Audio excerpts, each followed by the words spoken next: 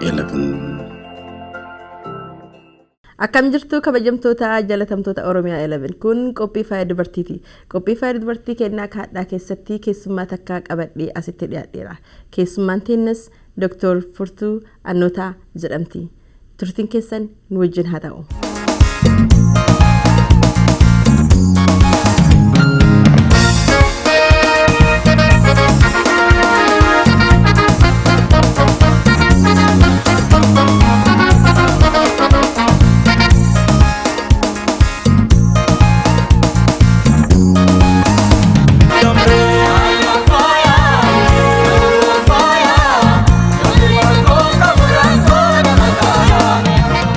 Dr. Furtuu anaa dhufuu baga nagaan dhuftee gara istiidiyoo kennaa.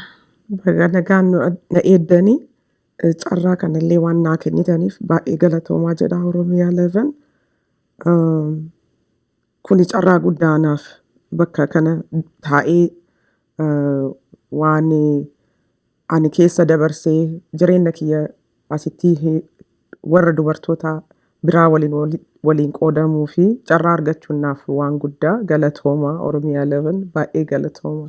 Galatoomis hin jedhamee hayyee Dr. Furtuun eenyu jennee jala haa qabnu mee uf nu barsiisi. Aniin bakki itti dhaladhee Jimmaa dhaloonni kiyya garuu Arsii abbaan kiyya waan dalagaa biyya adda addaatitti hojjetaa turee fi biyya san deemee oduu hennaa jiru anachi dhaladhee Dr. Furtuu jechuun dhaloonni guddinni kiyya guutummaatti akkuma jedhee dhalachuun kiyya Jimma haa ta'u malee hennaan achi deemne waggaa dheeraa. Achi eegaa baanee biyya Bishooftuu achi turree kutaa 6 hennaa ga'ee jedhee kutaa 6 gara Kuyyara Adventist College kan jedhamutti achitti deebi'ee kutaa 6 haga kutaa 12 achi deebi'ellee kolleejii diploomaa achitti baradhee jechuudha. Ani nama heerumee ijoollee 5 qabaa, dhiira 1 fi durba 4. I think seenaan kiyya kanuma biyya kana urga dhufee waggaa 25 jechuudha. 1996 dhufee kana wanni kiyya garri guddaan. Okay, biyyatti illee biyyumatti iskoola fixee dhufte moo? Biyyatti kolleejii waggaa 2 baradhee ture. Diploomaa jedhanii naasan. So diploomaan suni biizinasii ture. So business administration kan jedhamu waggaa 2 akkuma high schoolii fixeen baradhee ture. Mee biyyana dhufteetiin chaalenjii ati keessa dabarsitee osoo gara barumsa kan keettiin seenan keessatti akkam si qunname? Ani gaafa biyya kana dhufee faamilii keessaa Ameerikaa namni dhufee anuma duwwaa ture. Namni biraa hin jiru. An dhufee waggaa 2 ta'ee waggaa 1 cina oduu jiru abbaan kiyya hin du'ee. Faamilii keenya ka gargaaru ka hojjetaanii namni faayinaanshalii faamilii keenya jiraachisu abbaa kiyya ture. Abbaan kiyya haga du'ee ani responsibility faamilii kana guutuu fudhadhee jechuun ana obbolaawwan 10 qabaa anaan alatti wanta kana isaaniin jireenya gaarii jiraachisuu fi baay'ee carraaqaa ture maaliifi namni bakka gaarii ture anuma jechuu faamilii san keessaa kuwwan ijoolleen warra barataa turanii namni hojjetu baay'ee hin turre. Suni baay'ee responsibility guddaa narra fe'amee ture jechuudha. Abbaan kiyya dharraan isaa akka an baradhee bakka tokko ga'u yennaa lubbuun jiru agar biyya kana dhufee waggaa tureetu du'eenni yennaa biyya kana dhufee gorsiisaa guddaan naa baradhu si gargaara jettillee takka yaadini naa baradhu bakka tokko naa ga'e ijoolleen tiyya akka barattu barbaada ka jedhu. Dhaamsa guddaan dhaamaa ture. Garuu obbolaawwan tiyyaa immoo taawwan biyya sanitti ani asitti jiruu qananii jiraataa isaan maaf rakkatan ka jedhu yennaa sanitti barachuu hin dandeenye waggaa 2-3 booda itti deebi'e jechuudha.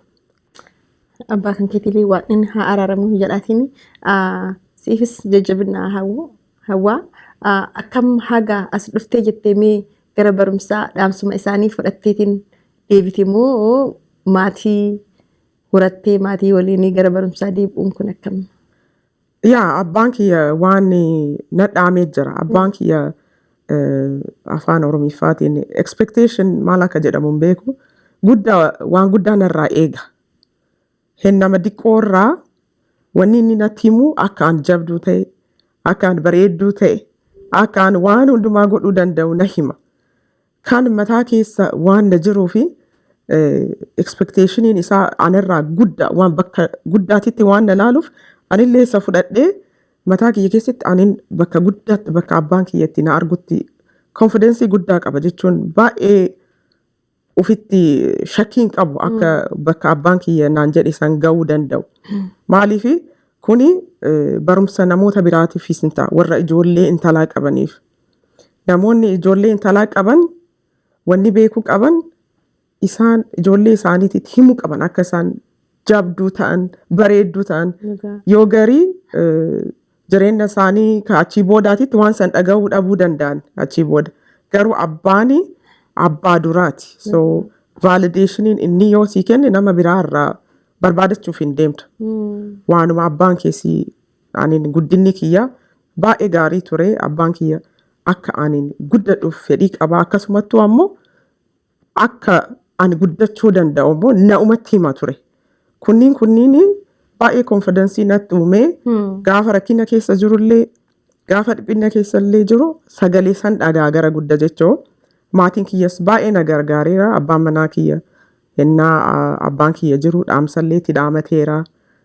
Mucattiin tun barattee bakka tokko ga'uu qabdii ka jedhu innillee haga waan kana hojiirra oolchuu fi baay'ee carraaqaa ture. Waan hedduu aarsaa hedduutu ture salphaanii miti ka barachuu danda'e jechuudha. Akkasii dubartii jabduu abbaa manaa jabaddu baan jiraa jetti Oromooni hoomammattu. Inni isaa galatamuus qarqaarii akkasii bakka san hin ga'uu fi akkuma dhufteeni iskuulatti deebitimoo haga daa'imman deettee deebite chaalenjiin daa'imma holii iskuula baratu waan jabaatuu fi achittiin deebi'aa akkuma dhufteen seente. Akka dhufeen hin seenne 1996 dhufee 1996 dhufee 1997 iskuula community college jalqabe.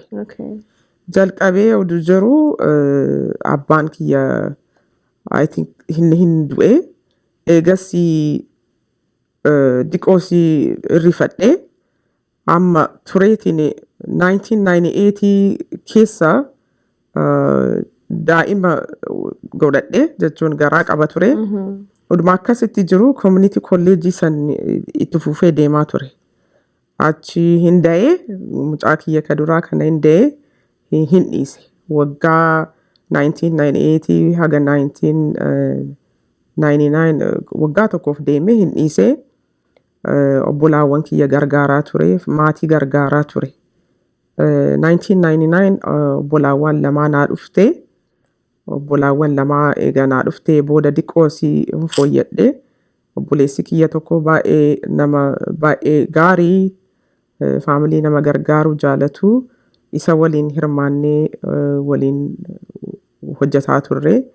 1998 booda haga waggaa haga wayii hin deemne.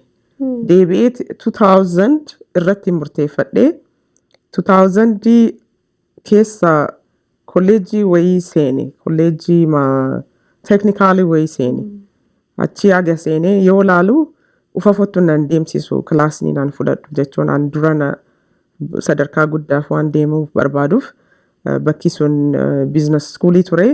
Ani ka baradheen ka biyyatti baradhe ani nama business saati jechuudha. More kan beeku herregaa businessa. Amma isa baradhee sadarkaa wayii yoo ga'u asitti fufuu hin danda'u ka jedhuun community college itti gale jechuudha. North Hennepin bakka jedhamu. Inni sun achitti waggaa 2001 seenee innaa sanitti mucattii takka da'eera. Ta lammaffaa san da'eera. 2001 isiin juunii dhalattee anin Aagustii iskuula jalqabe jechuudha. Si deekeerii ganama kaa'ee kilaasii dhaqee achi karaarraa yoo deebi'u sii fuudhee gara manaa gala. Innaa kanatti ijoollee lama qaba jechuudha.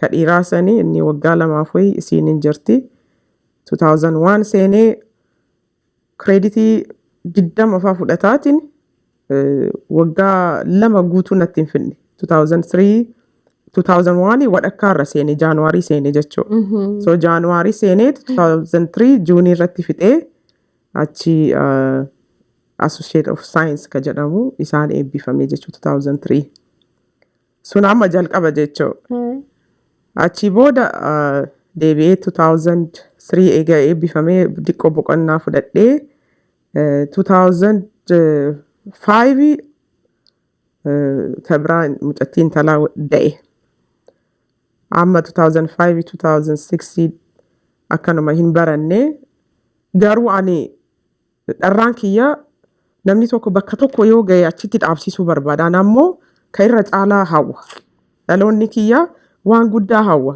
kanaaf achitti hin dhaabsifne 2007 deebi'etti iskuula deebi'e innaa kana full time hojjedha jechuudha full time hojjetaatiin part time baradha ganama kaampaanii transportation akka business administrative assistant hojjetaa ture uduma akkasitti hojjedhu dharraan kiyya guddaan bakka sadarkaa guddaa ga'u so achi booda hin murteeffadhee barachuu qaba ka jedhu murteeffadhee nootisii kennee hennaa san duraanin jalqabe udu nootisii hin kennine ganama hojjetaa 8-4 hojjetaa galgala ammoo 6-9 baradha ture halkan hin baradha ganaman hojjedha ture uduma akkasitti jiru amma bakka hojjedhu sanii sa'aatii full time waan hojjedhuufi diqqoosii study godhuuf ijoollee lama qaba jedheemi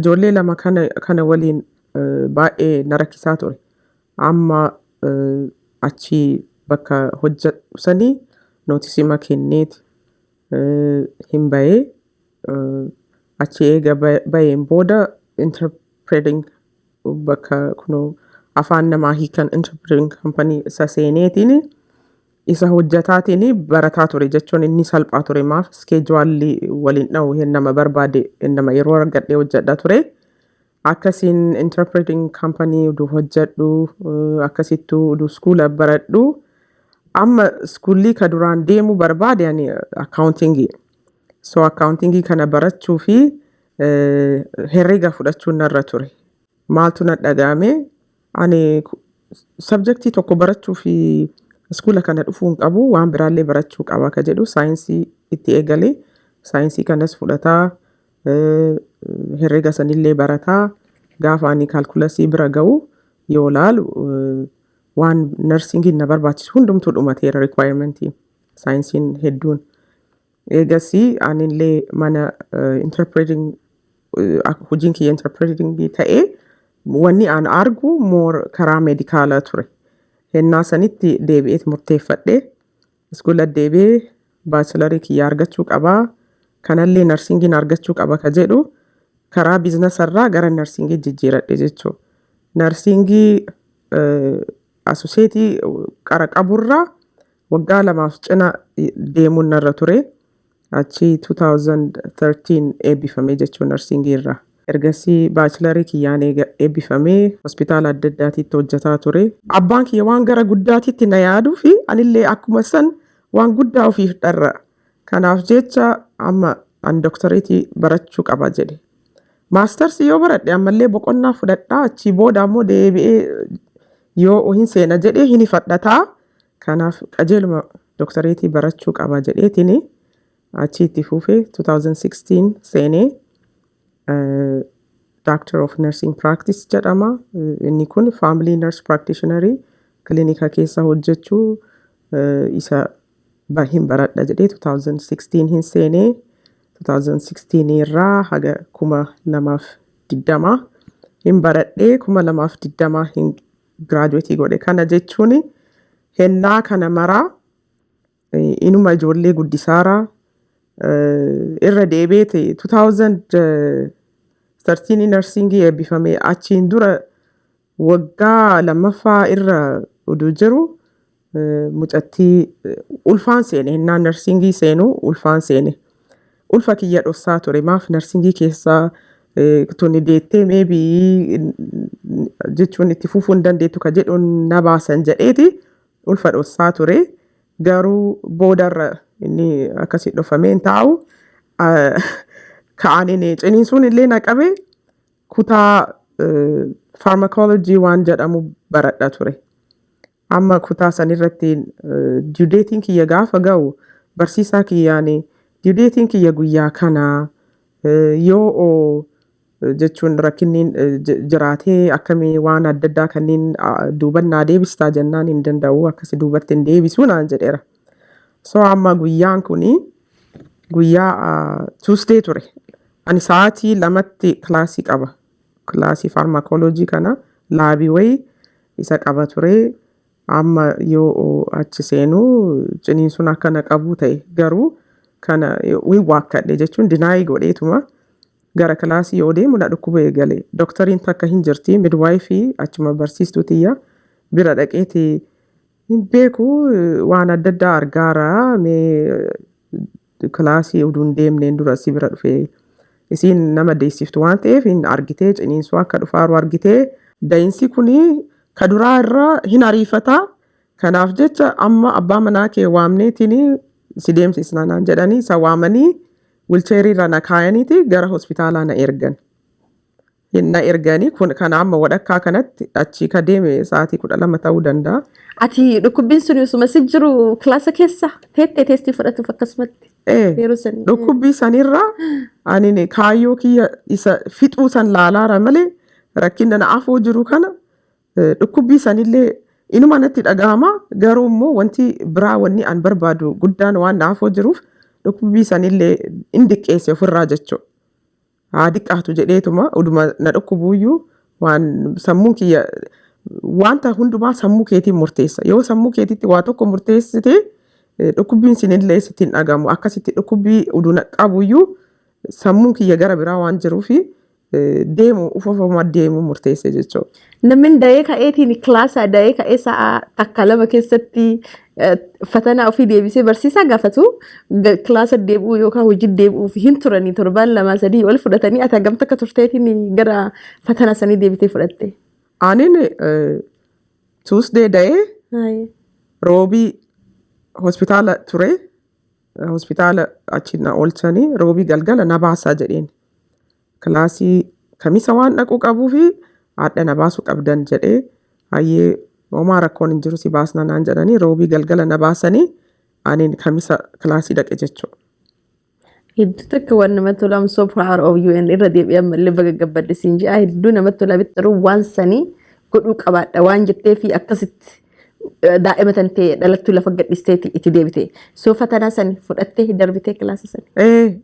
Gaafa ani kutaa seenu ijoolleen durbaa na argite baay'ee naan hedduu naaniiti maali deebitee maaf dhuftee naan jedhan. Ani darbuu barbaada.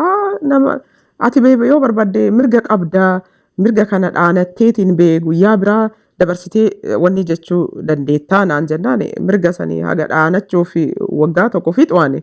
Asumaan ka deemeetiin ka waan barbaadu naan godhadhe naa wayya jedhee kilaasii seenee kilaasii gaafa san laabii qabaa isallee hojjetadhee hin galee baay'ee ulfaataa ture. Wanni guddaan tokkoon ulfaataani ka dhukkubbii kiyyarraa caalaa kana dhagamaa ture daa'ima dhalattuu akkamitti manatti dhiisee deemaa ka jedhu baay'ee na dhagamaa ture. Dhukkubbiin ingadee warri dayan hin beekani jechuun deettee hagam akka turuu qabdu. Haga deetteelee rakkinni dubartii irra jiru maal akka ta'e dhukkubbiin maal akka jiru waan hedduu jira.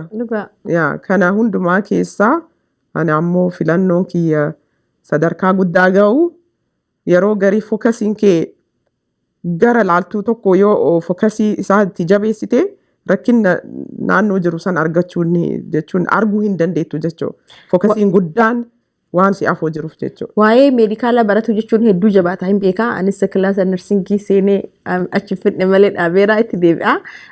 So hedduu jabaataa. Ati akkamitti ijoollee 5 guddisaatiin barumsa kan akkanatti onni kan kee guutuun haga qanii deettu kun yeroo hedduu wata deebitu ulfa qabdaa ulfaan waaga cinqaman hin beennaa daa'imman tuwwawwaa meeqa sirraa eeggatti waan manaati jira hin daladdallee akkamitti akkana dandeettime? Tokkoffaan wanti na dandeessisee amantii guddaa qaba. Waaqayyo na gargaara ka jedhu amantii guddaa qaba. Akkasitti ammoo yoo ani waa tokko hin godha jedhee duubatti wanni na deebisu hin jiru maaltu duuban na deebisa ka jedhu mataa kiyya keessatti murtee wayii qaba. Kanaaf jecha waan garii rakkina jiru rakkina duubatti nama harkisa jedhu hundumaa dhiiseeti fookasiin kiyya anin waggaa kanatti eebbifameetiin bakka kanaa giraajuweeshinii godheetiin ijoollee tiyyaafillee fakkeenya ta'uu qabaa ka jedhu waan yaadaa tureefi waan adda addaa sanniin hin argine garuu baay'ee rakkina ture. Ijoollee guddisaa waraqata kee dubbisuun rakkina guddaa. Waraqanni kiyya assaayimentiin guddaan ka harkaan barreeffamu yoo ta'e garri guddaan waan hedduun tuttuqamee deebi'a. Nama jalaa biinxan fa'a. Ijoolleen fa'a na jalaa gamaasha biinxitee waliin maxxansee fa'a kaan ammoo waa itti jissanii maal jedhanii kanneen keessa yeroo guddaa kiliinii miti waraqanni kiyya gaafaan deebisu. Garri kaan ammoo kan nama dhibu waan hedduu jira. Faamilii qabaachuun faayinaansaalii rakkinaa hojjechuu qabaa. Ijoolleen tiyyas na barbaaddi. Ijoolleen tunis guddinaafin ati isaaniif waan gootu hedduu jira ijoollee kanneen guddisuuf. Kana keessaa kana gargaaree taayim maanejment ka jedhamu taayimii kiyya yeroo kiyya ogummaan itti fayyadame jechuudha. Anama sa'aatii 24 keessaa sa'aatiin aan rafuu haga wayi sa'aatiin aan ijoollee kiyya waliin dabarsu haga wayi ka qayyabadhu sa'aatii hagana ka jedhu taayim maanejment ka jedhan san na gargaare. Taayimii kana adda qoqqoodeetiin kana godhuun ogummaa guddaa gaafata. Yeroo baay'ee ijoolleen waliin barannu ijoolleen umriin isaanii xixiqqaa ture waggaa 22 23 na hin ajaa'iban.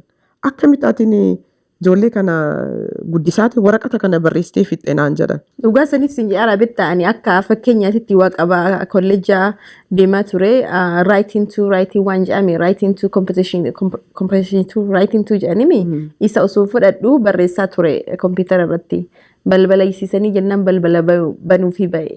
Achi daa'imni kiyya dhaqee gattuqee wanni sun marri narraa bade taa'ee booyaa ture. So ati daa'imman didiqquu kana waliin hoggaa haganaa kana keessa mee honni akkasii faas hin qunnamne? Waan hedduun na qunnameera. Yeroo tokko daa'imni kiyya guddaan baay'ee jarjaraa hennaan baradhu waraqata herreegaa tokko ka'anii assaayimantiif naa kennaniiran peejii hedduu qaba ture. Achi keessaa ani ruduma hojjedhu waan wayitiif ka'e adaannii peejii gara 2-3 irraa buqqiseeti ittiin taphataa ture hin gateera. Ani hin argine deebisee gaafa iskuula deebisu wanni kee guutuu miti qabxii keessirraa dhidhisneerra naan jedhan. Akkamittaan hojjedheeti fidee yoo jedhu mee nan mul'isaa jennaan peejii haganaa miisii gooteetta naan jedhan. Achi booda yoo laalu aadaa mucaa kiyyatu wanni san biinxee keessaa baaseera. Waan hedduu ijoollee waliin teettee barattu yoo garii harkatti isaan qabattee waan wayii barreessitaa. Ka barreessitee suni yookaan naan ammoo yeroo tokko mucaan kiyya jarjaraan kuni odumaan seevii godheen jiru kompiitara irratti waan barreessaa jiru kan assaayimentii hojjedhee fixee hin jiru seevii godheen jiru. Wanna kompiitara plugin jalaa buqqise. Gaafa buqqise ka'an hojjedhe martinuu hin badee deebi'eetiin sa'aatii dheeraa balleessee hojjechuun narra turre garuu ammoo waan rakkina jiru saniifillee dafeetiin akka solutionii argadhu sammuun kiyya waan na himee fi deebi'eet aariirra amma aaree yeroo kiyya balleessuurra maal fooyyesseetiin bakka kana ga'uu jedha ka jedhuuni irra deebi'ee barreessee waan hedduu keessa dabar. Kana jaabettaani maalii fi chaalenjii dubartiin teenna qabdu iskuul amma yookiin ijoollee guddisaa baratuuni oomalaaf to'is ani yeroo ijoolleen qabneyyuu nama meeqatu dhiisee keessaa gara dalagaa qofa deebi'a.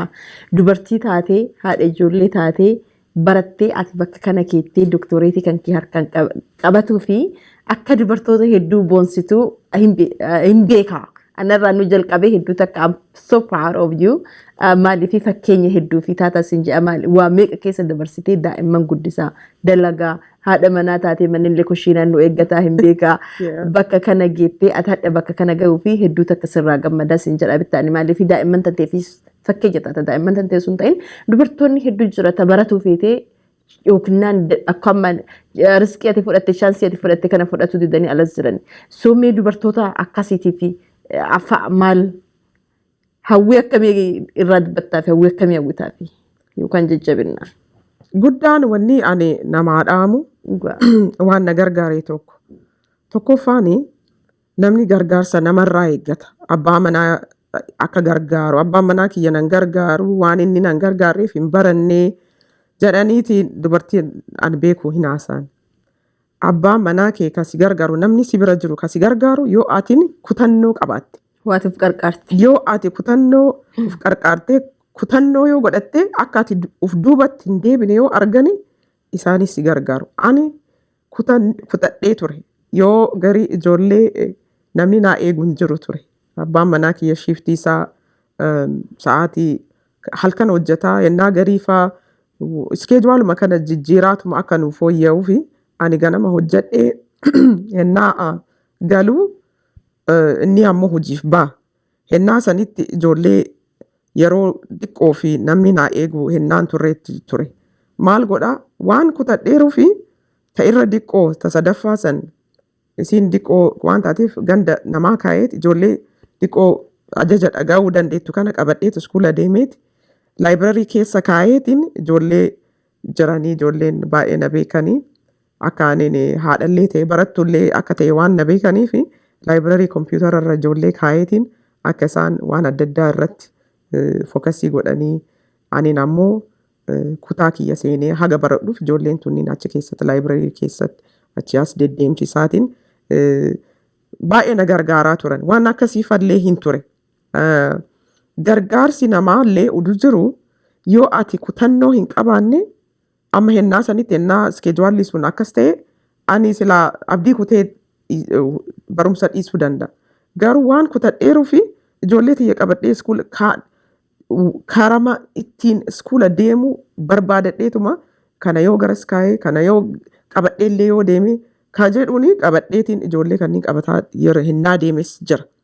Kana jechuun ani kutannoo murannoo qaba. Akkasitti ammoo maal jedhanii Ingiliffaan persistence jedhan. Persistence jechuun atiin waan gootu tokko uduu duubatti hin deemne wal fakkaataa yeroo hundumaa. Yeroo hundumaa irraa deebi'uu hin qabdu. Asii badiin illee yoo galee aniin hirriba dhabee iskuula dhiisaa ka jedhu yaada hin qabu. Jireenyi nuuf hin taane financially struggling godhaarra ka jedhu iskuula dhiisaa ka jedhu yaada akkasii hin qabu. Inuma deema. Mijaa'uu baate ani waggaa kanatti bakka kana ga'uu qaba. Murannoo kutannoo halkan taa'ee buleetiin akkasitti dundarrafne dalagaa hennaa deemu ture. Teestii akkasitti halkan bulee hennaa qayyabataa bulee teestii fudhadhu narra ture.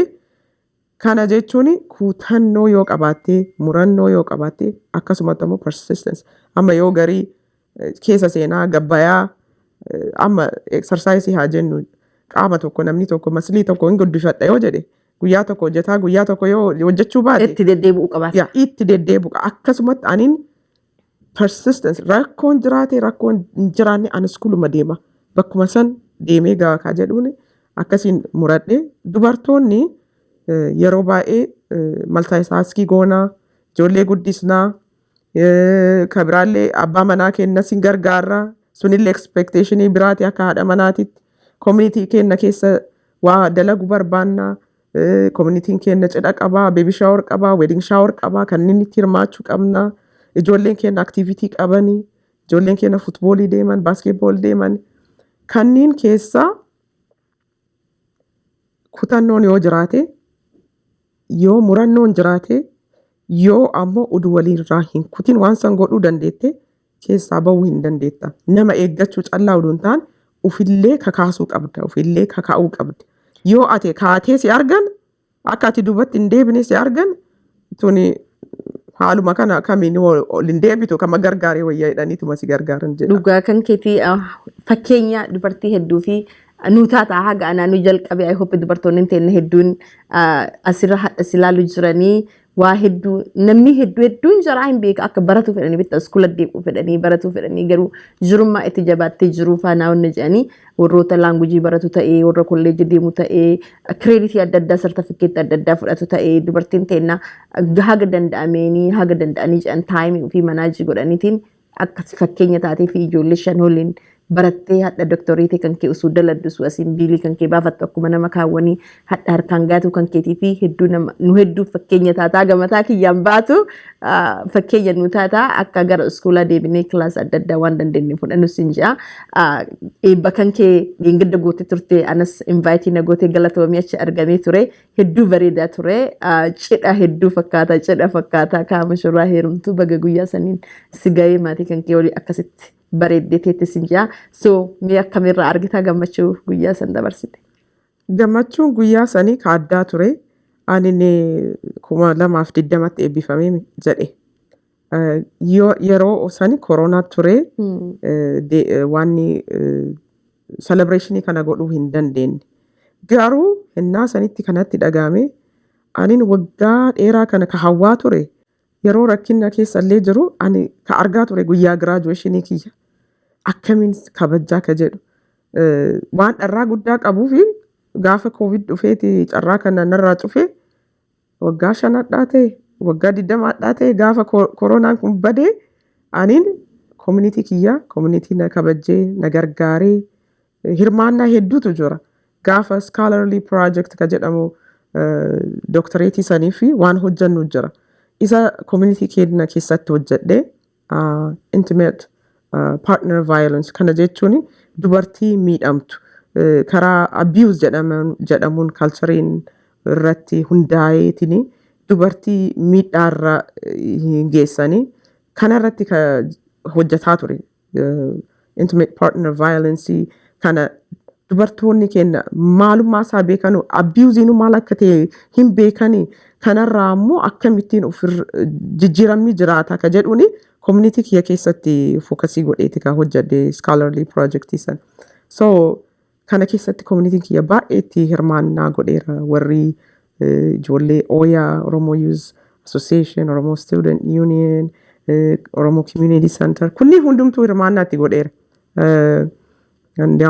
Wanniin Dr. Obsaan baay'ee achirratti na gargaaree ture advisorii kiyya ture kana communitiin kiyya waan na waliin godhe namoonni barsiisonni hundumtuu ka contributionii irraa qaban kana akkamiin oduu waliin hin kabajjine hafa ka jedhu baay'ee na dhagamee ture garuu immoo aniin fakkeenya haalata akkamiitiin akka keessaa bahe yoo arganii jedhani namoonni kun wanillee duraayyuu fakkeenya namarraa fudhatanii narraa hin baratanii aniin isaaniif inspirationii ta'uu danda'a ka jedhuuni kabajaa kana godhee hin gammadee guyyaan sun baay'ee gammachuu guddaa ture atillee dhuftee hedduu bareedaa ture cidhuma guddaa fakkaata bagattiin si ga'e bareedaadha.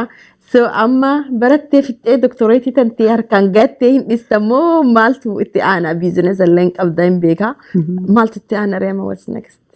Kuni gaafii nama maraati namni na arge hundumtuu ati waggaa dheeraa hundumaa kasi argine akka barataati amma maal ta'uu jirtaa naan jedhan ijoolleen kiyyaas akkasuma naan jedhan amma fixee maam naan jedhan maal jedhaani ani nama waa qorachuu jaalatu explorii godhuu jaaladha amma doktoreetii qabadheera inni sun maayilstoonii jechuun kadhumaatii miti jechuu garuu ani wannummaan tokko dharra'u meedikaala hin jaaladha karaa uduu ammoo ka biraa irratti ka baradhe ka jaaladhu waa'ee integrative medicine wanta jedhamu jira jechuun karaa natural ta'een jechuun waan adda addaa bakka qorsaa waan adda addaa amma herb jennee biyya keenyatti zinjibila ta'ee qoricha adda addaa caarotaa ta'ee maal jedhee kanneen fayyadamaa guddanneerra nu amma waan akkasii hin jira integrative medicine jedhamee saayinsiin ka pruuvii godheer waan akkasii hedduu jira isa isaan oduu baradhee kana waliin walitti qabsiisee ka meedikaalaa fi ka naachuraalii intigireetiif walitti uduu dhufee naa tolaa garuu yeroo baay'ee akka inni fudhatuun beekaa akkasittuu horii guddaa gaafata iskula deemuun looni jira ammas ammoo faamilii qabaa deebi'eeti bakka sanitti deebi'ee waggaa meeqa balleessaa ka jedhu yaada garuu yoo rabbi jedhee yoo rabbi na gargaare isallee barachuuf hawwii qaba. Rabbi ittiin si haga'u nama godhu fakkaata akka onnee guutuun waggaa haganaa kana barattee bakka kanaan gittee nama godhu fakkaata amma hojii itti seette. Hojii ammaa tana yeroo koronaa sani baay'ee diqqoosii hojii soquunis nama rakkisa ture anis manaa hin qabaa faaster hoomii qabaa achirratti baay'ee fokasii godhaa ture. Akkasittuu ammoo fayyaan karaa koovidii kanaan fayyaan namaa waan jeeqamuuf yoo bahee hojjedhee namoota kanniiniif riskii fidee dhufuu danda'a ka jedhuuni hojii kiyya narsingii sana hojjetaa ture. Hojiillee soqochuuf yeroollee hin arganne biizii ta'ee ture garuu amma hojii barbaadachuu jira hojiin ammoo inuma jira ittiin hojjechuu hin eegalle garuu inuma waan hundumaa fixadhee teestiis 2020 fixadhee laayisansii kiyya hundumaa 2020 fixadhee qophaa'eetuma taa'aara hojii soqochuuf yeroo hin arganne amma garuu amma asii booda itti murteeffadheera bakka sanitti of arguuf jechuudha. Rabbi ittiin si haga'u siin jedhaatiin soomee akka gara dhumaa deemuu jirraa waan dubartoota teennaa dhaamtu hoo ta'ee shooyii dubartii haa ta'u malee barumsi nama maraa fi dhiiraaf dubartiillee garuu nu akka dubartiitii hol jajjabeessuu qabna fakkeenya olii ta'uu qabaannaa horii laaluu qabaanna argite soo kanaaf dubartoota teennaa fedhii qabanii garuu daa'imman holii ni jiru waliin rakkatanii fedhii iskuulaa kana usba qaban itti deebi'uuf dhabanii fi mee gabaabsitee akka dhaamsaatiin waan nu dabarsitoo jiraate. Wanni aan dabarsu yoo hin godha jette hin danda'an isin keessa haa jiraatu. Hin danda'u hin jedhina hin dandeettan eega an danda'e ani ijoollee 5 waliin takkaayyuu hospitaalatti dayaa iskuulatti da'uu ka ga'ee gara hospitaalaatti ka deemu ijoollee 3 an iskuula keessa jiru ka dhalatan jechuudha. Takka ji'a jaanuwaarii keessa iskuulli hin banama jedhaat an diisembarii irratti da'e jechuun guyyaa 15 hin turre deebi'uuf takka asii tuuni duraaniin iskuula uduun seennee dhalattee dhalattuma waliin seene tuun sadaffaan udumaan iskuula jiru ciniinsuun naqabeet achumatti olmos ka da'u ga'ee galee da'e jechoo kana yoo aan godhuu danda'e kana keessa kana hundumtuu narra jiru. Kana yoo godhuu danda'e isin wanti duubatti isin deebisu hin jiru jedhaan dubartoota kennan. Murannoo, kutannoo, ofitti amanu. Self confidence ka jedhamu san yoo qabaattan eessallee hin geettan. Adhallee jaareerallee hin jedhina. Jaarumsallee hin himina. Yoo umriin keessan 40 ta'e xurataan ennaa baatan waggaa 25 booda. At least waggaa 25 san waan jaalattan gootaniitiin yoo waggaa 25 waan barbaaddan bira yoo geettan rakkinaa miti.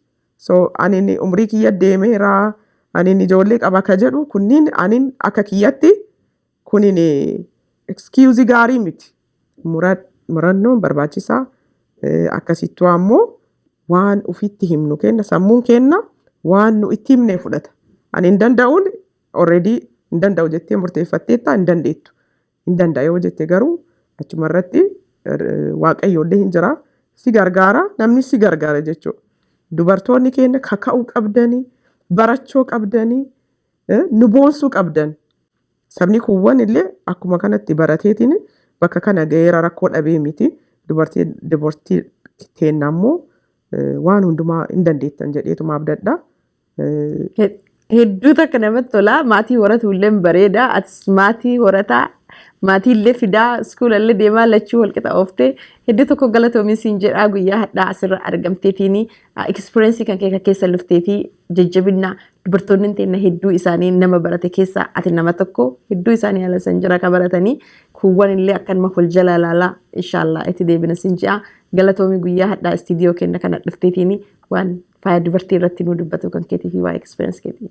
Atis galatoomi waan na barbaaddee lakkoofsa kiyya barbaaddee illee bakka an jiru akka Oromoof hojjetuuf murteeffatteetu mul'isaa carraa akkana namoota biraati illee kennuu akka dandeettaniin beekaa atillee waan carraa kana naa kenniteefi baay'ee galatoomii ammallee deebineeti wal arginaa karaa adda addaatiin waa'ee Oromoo saba keenyaa ittiin gargaaramuu danda'uun karaa emotional support, physical support illee yoo jiraate hiikaa numatu fida.